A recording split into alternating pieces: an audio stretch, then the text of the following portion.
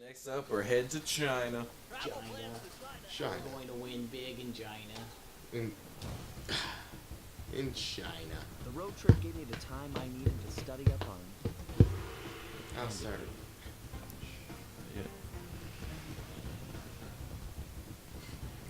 Born penniless, he was fascinated by the fireworks rich noblemen set off every New Year's. He spent a decade learning the art. But when he tried to offer his fireworks to the noblemen, they couldn't see past his shabby clothes and chased him away.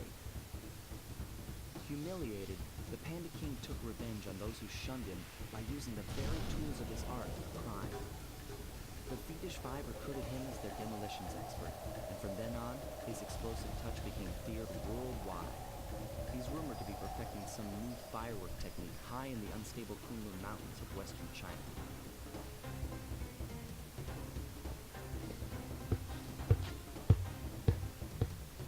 I like that every villain in this has a little backstory. Exactly. It lets you know exactly who you're dealing with and why they chose their path of The crime. only person who didn't have some kind of tragic backstory was Raleigh. He was just gonna be an asshole. Yep. He was Oh, Sir born Raleigh? bred to be an asshole. Well, he grew bored of it. Yeah, but he's got money. Yeah. The other guys didn't barely have money. He got a joy out of stealing. Exactly. Instead of having everything just given to him. He was like, I don't want you to give it to me. I want to take it from you. I mean, The levels on here, I hated getting the bottles for. Honestly. All right. Well, you're go ahead, gather them Yeah, bottles. sure. Let's go ahead and read our fan fiction. I'll go ahead and start. Hold on. Let's give credit to who we're about to read it from. It is. Hold on. It is off fanfiction.net. It's called "The Thief and Voodoo" by Yu-Gi-Oh fan 163. This is Yu-Gi-Oh fan. This was let's see. This was made in around 2013, 14. Yeah. It was made. It was published in 2013, updated in 2014. classic. So Honestly, you may go so ahead. excited. Read. It starts after the X's. All right. Read close to the mic so they can hear you, Mike. Is this good? Oh, Kick the damn mic. it! Oh God. You might as well get on the ground. Fucking damn it. Hello, my name is Javon Avery, and Oh, God welcome damn to it. the reading of The Ow. Thief and Voodoo. By Yu-Gi-Oh 163. Oh, by Yu-Gi-Oh! Yu-Gi-Oh! 163. Thank you very much for sending us this story. Deep within the Haiti jungle is known to house several kinds of odd and strange creatures, most of which are extremely dangerous. But right at this very moment, we find a small, young alligator crying her eyes out as she sat alone in the dark foliage. She was a young female, dark green alligator with a lightish green belly and mouth, along with a single tooth poking out of her mouth and spikes on her tail, and dark blue... Wait, hold on. What the fuck? I look up for 1 second. Oh my God. He just murdered a village. Essentially. Straight up killed them. Nice. And we do nothing. And we do nothing. That's villain goals, man. Are you kidding me? Well, I mean, Murdering whole villages. that's a lot even for cartoonish violence. Mm-hmm. You make it, Jimmy. Oh, thank you. Thank you. And dark blue hair and 2 pigtails that had a red band on both. Stop, you gotta on both, and had a pink skull in the center of her hair. Her attire included a pinkish sleeveless shirt with 1 gold ring on each of her ankles and 2 on her wrist. Hot. What? I just said hot into the microphone. That's not in the story. Just hot. She also had a red jewel in her belly and a gold necklace around her neck. The young girl would later be known as Miss Ruby, but that wouldn't be known for several years. For now, she goes by the name of Ruby. We already have some foreshadowing in a flashback. Yep, essentially. That's pretty good. Pretty good writing. I like it. Yeah, so far so good. For fan fiction, I told you I liked it, this one, but remember, this is still a fan fiction. Oh yeah. Good old fan fiction. Thanks, fanfiction. Ruby continued her crying as her sadness didn't seem to let up. She couldn't help it. She had good reason to let out all her sadness. Ever since the kids who lived near her home had learned about her interest in voodoo magic, they stayed away from her. She was born into a family of mystics who had the power to not only see contact spirits, but also raise the dead. Oh, you died. Just No, you missed it. The guy who killed me was one of those sword swallowers. Yeah, I know. Yummy. Oh, you gotta start from here? Yeah, I had a game over. Bullshit. Oh, jeez. Bullshit. Oh, all the But way back. what I forgot to tell y'all, what the last thing I got, the part of the Thievius Raccoonus that I got from defeating Miss Ruby. Mm-hmm. If I can stand totally still, invisibility. Ooh. So it makes it easier to get past guards. Okay. I love it. Those with flashlights, that is. She had been taught how to raise the undead not that long ago, and it didn't do so well in getting on the other children's good sides.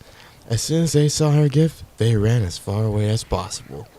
Even when she told her parents, they told her that most people wouldn't be able to understand them.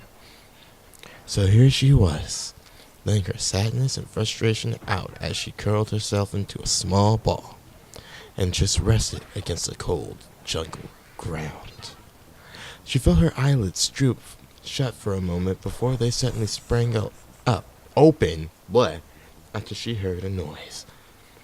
Being in a dark and dense jungle didn't stop her from hearing odd noises, but she had gotten used to it. This noise, however, was completely new for her and caused her to push herself up and listen closely. Wait, did you die again? Wait, what was that? Is that the noise you heard in the jungle? Yes. Deep in the jungle. Boy.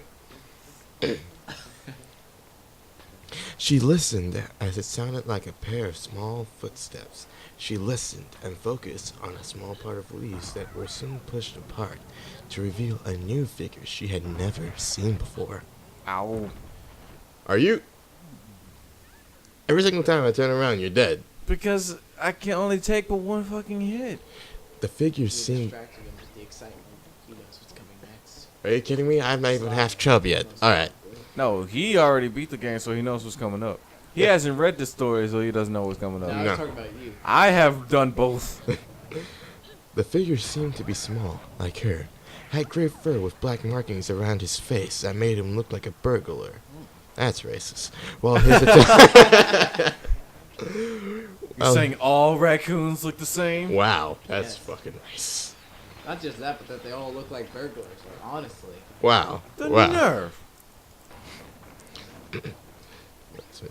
Well, his attire consisted of a blue elbowed sleeve shirt with a yellow collar, blue boots, blue gloves with yellow cuffs, and a blue peasant's cap. Ooh. Why is it a peasant's cap? Huh? Why is it a peasant's cap? Because it's a peasant's cap. But specifically, why peasants? No, I... Because you don't see rich people wearing it, do you? Because Fine. fuck you. Okay. He was a child. Then. Ow! What? Okay. Sly Cooper had been surprised that he and his parents went on a vacation trip to Haiti. Is this shipping fan fiction? What did I tell you? I didn't Why hear. would- It's erotic, I told you. Okay. It's shipping him and Miss Ruby. I was Okay. gonna say, you didn't pick that vibe up right away? Ah. And of all people that we were fighting, and I told you this. I'm sorry if I'm being dumb. Reading this fan fiction ruins my brain. Alright. Ruining Should be this increasing fanfiction your ruins your IQ. brain. That's distinction. Went on vacation to Haiti. Went on vacation trip to Haiti. But he was soon even more confused on why he heard crying out in the jungle as his parents got their tents ready. Being curious and young, the raccoon went out in search of the noise and stumbled upon a young alligator, a girl by the looks of her clothes who seemed to be the one who was crying. After being discovered by the young alligator, Sly saw a chance to see what was wrong. So being the young-minded individual he was, he stepped out of the bush and stood a few feet away from the girl alligator. Hey there. He's a little kid. He don't sound like that. Well, he's gonna sound like He it now. didn't say hey there. He's like, hey there. Okay, fine then. Not gonna have fun with it. Hey there. That's the best kid voice I got. You want to come up with something fucking better? Oh my god, just Jordan, you got a better kid voice? I do. Go ahead. It's jail bait, and I don't feel like getting arrested. No, fucking go ahead. Nah, man. Nah. Fucking go ahead. You got this. G. You got one line. It's all you, man. Fine then. Ruby didn't know what to say as this young raccoon child stepped out of nowhere and just walked up and greeted her. It was completely the opposite way that other children acted around her. Seeing the raccoon waiting for a reply, Ruby could only greet back the only way she could. What do you want?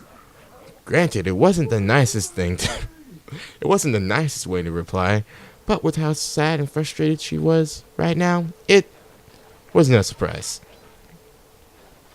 Sly didn't seem deterred by the reply, as he probably guessed she might still be upset. I just came here because I heard crying. Are you alright? Jesus Christ. Asked Sly. I don't have a good kid's voice. I said stop. Ow. GG. You and Shall I continue? Or do you need a few minutes? Put it down. It's Just entirely put the up to you. fan fiction down, man. No. We already started this shit. We can't leave it on. We can't just leave it on in the middle of chapter 1. I even got to the good parts. Man, it's just it can't happen. Ruby, Can't happen. None of us have the appropriate voices. Jordan. Yeah. I need you to work with me I here. can have you skip to the next chapter and I can summarize the rest of that chapter for you. Just gotta say, you could just skip to the second. I'll just finish. That's what I'm this. saying. Yeah. So wait, how many times have you read it? Enough. That's why I only read it once. You only read it once, and yet you can summarize all of chapter 1. Entirely once. And yet you can summarize all of Entirely chapter 1. He knows All- where the all the important first parts part. are. He knows where the important parts are. And is I don't remember what the sex familiarized scenes with were. himself. I don't remember what the sex part was. You know what? I'm just gonna go ahead and just finish this page, then we'll just move on. It's only one page. Now, I still have 3 more pages to go? Finish it. Oh no, Finish. Ew. Ugh. That's very lewd. Ruby wiped her eyes before looking away. I forgot what fucking voice I just gave her. Frick. Just talk. I'm No, sad. no. None of the kids around me want to play with me. No. They're all No. scared of me. Boo hoo hoo. You're about to throw something at me, aren't you? Yeah, you're just lucky everything here is expensive. Okay, fine. Jesus. I'm still looking for my phone. You got it in your hand. Yep. Whoops. Replied Ruby, who had a feeling this kid would be like the others. Why is that? Why would they be scared of a cute girl? Asked Sly, who was too young to know how much those words would be in the future. Ruby felt her face heat up and didn't know why. She looked at the raccoon and tried to keep her gaze on him, as she found it was harder than she thought. They're scared of what I can do. That was just natural. My bad. Just stay like that. Well, what can you do? Asked Sly, who felt eager to see what this young alligator could do. Yes, just show us exactly what you can do. Dude, Hey. they're fucking kids. is a child. Hey, all I'm gonna say is shad base. No. Ruby didn't look him in the eyes and just closed her eyes, as she focused her powers to calling a spirit. Soon, a spirit that seemed cat-like floated out of the ground with glowing yellow eyes. Ruby reluctantly opened her eyes to see the raccoon and expected the scared look in his eyes, but was astonished that nothing but awe was held in them. Sly himself was stunned with awe at what he was seeing. His parents were never into believing spirits were real, but he always wondered about them. Now here he was, looking at an actual ghost that this girl had just made. She was amazing. Okay.